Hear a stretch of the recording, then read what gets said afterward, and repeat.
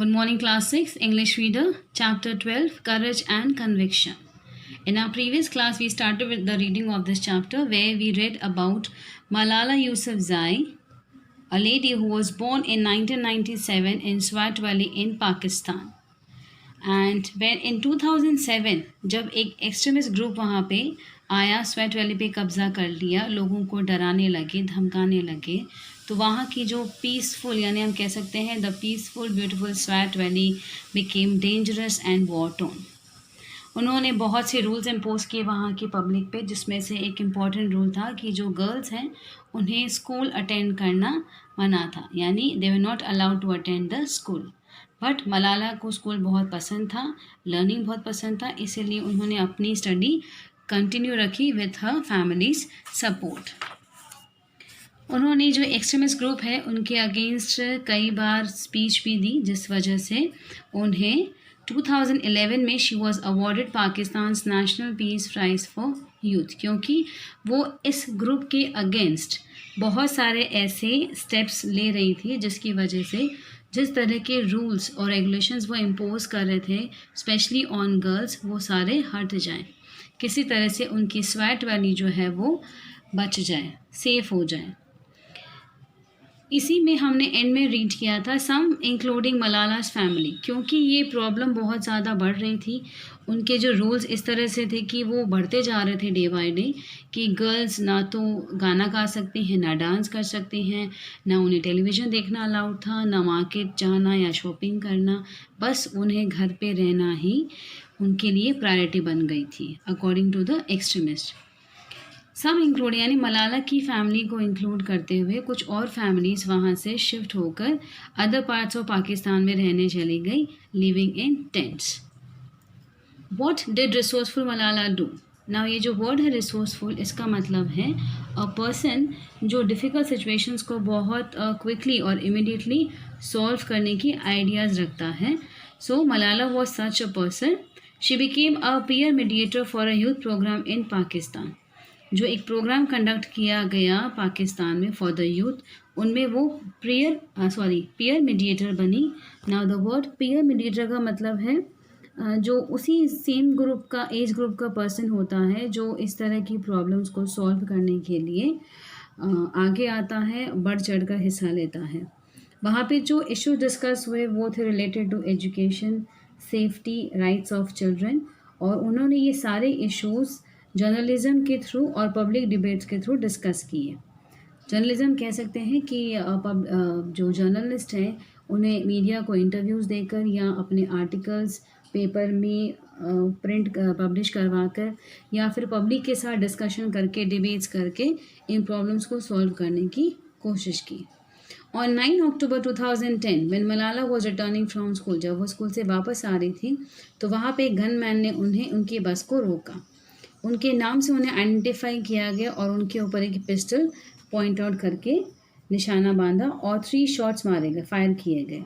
She was dangerously wounded, वो बहुत बुरी तरह घायल हो गई थी और उनकी एक्सटेंसिव सर्जरी हुई थी। एक्सटेंसिव मतलब मेजर सर्जरी हुई, पहले अपने ही देश में और उसके बाद लेटर उन्हें अब्रॉड ले जाया गया फर्दर सर्जरी के लिए। When she recovered, what did undaunted Malala do? जब वो रिकवर हो गई तो मलाला ने क्या किया? यहाँ अनडॉन्टेड वर्ड जो है दैट मीन्स फियरलेस, जो बिल्कुल भी नहीं डरी किसी से। She gave a passionate speech at the United Nations. उन्होंने जो यूनाइटेड नेशन ग्रुप है वहाँ पे किसी सेमिनार में एक पैशनेट स्पीच दी। पैशनेट मतलब जो वर्ड्स थे बहुत स्ट्रॉन्ग और इमोशनल थे कि सभी उससे प्रभावित हो जाएं, अट्रैक्ट हो जाएं, तो उस तरह की स्पीच दी उन्होंने in favour of girls education and spoke up for all young people those who have fought for the rights. उन सभी के बारे में स्पीच दी जो अपनी राइट्स के लिए लड़ रहे थे। वो राइट्स क्या थी? The right to live in peace, यानी शांति से रहने की right. The right to be treated with dignity, सभी को सम्मान के साथ ट्रीट किया जाए। The right to equality of opportunity, सभी को इक्वल अपॉर्चुनिटीज़ मिलनी चाहिए, चाहे वो गर्ल हो या बॉय हो। The right to be educated, हर एक इंडिविजुअल यानी हर बच्चे को पढ़ने का हक मिले। In 2018, 7 years after the Pakistan government declared the Swat Valley free from the extremists, यानी 2018 में स्वैट वैली थी वो एक्सट्रीमिस्ट ग्रुप से सेफ हो गई थी, वो वहाँ से चले गए थे। पाकिस्तान गवर्नमेंट ने उस वैली को डिक्लेयर कर दिया free of the extremist. 5 years after she left Pakistan to get medical treatment, Malala return home to Swat valley. यानी 5 साल बाद अपने ट्रीटमेंट के बाद मलाला स्वैट वैली पहुंची तो उन्होंने कहा, I am really happy to be in Swat. Swat is a piece of heaven. Heaven हम जानते हैं हिंदी में कहते हैं स्वर्ग, तो स्वैट वैली जो है स्वर्ग का एक टुकड़ा सा लगता है। I left Swat valley with my eyes closed. मैंने जब इस स्वैट वैली को छोड़ा था तो मेरी आंखें बंद थी। As we know she was dangerously wounded by the 3 shots being fired on her by the gunman. And now return with my eyes open. यानी जब मैं रिटर्न हो रही हूँ तो मेरी आइज ओपन है, she said. In her short life so far, यानी अब तक की उनकी छोटी सी लाइफ में, because she is quite young age में, Malala has received many honours, उन्हें बहुत सारे सम्मान मिले हैं। इसमें से जो मोस्ट नोटेबल है, नोटेबल यानी जो इम्पोर्टेंट है, वो है नोबल पीस प्राइज़ इन 2014।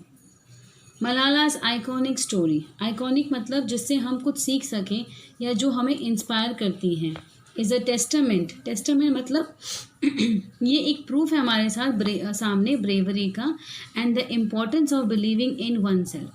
यानी जो बिलीव हमें अपने आप पर होना चाहिए उसकी जो इम्पोर्टेंस यहाँ प्रेजेंट की गई है, that is the proof.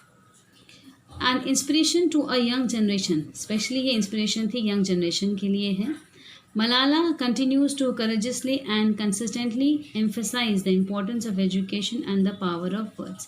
Malala आज भी अपने इसी काम के साथ फोकस्ड हैं, बढ़ रही हैं बहादुरी से। आज भी वो एजुकेशन के लिए, इम्पोर्टेंस ऑफ एजुकेशन के specially she is fighting over and she believes on the power of a words which she is going to speak up and share with people.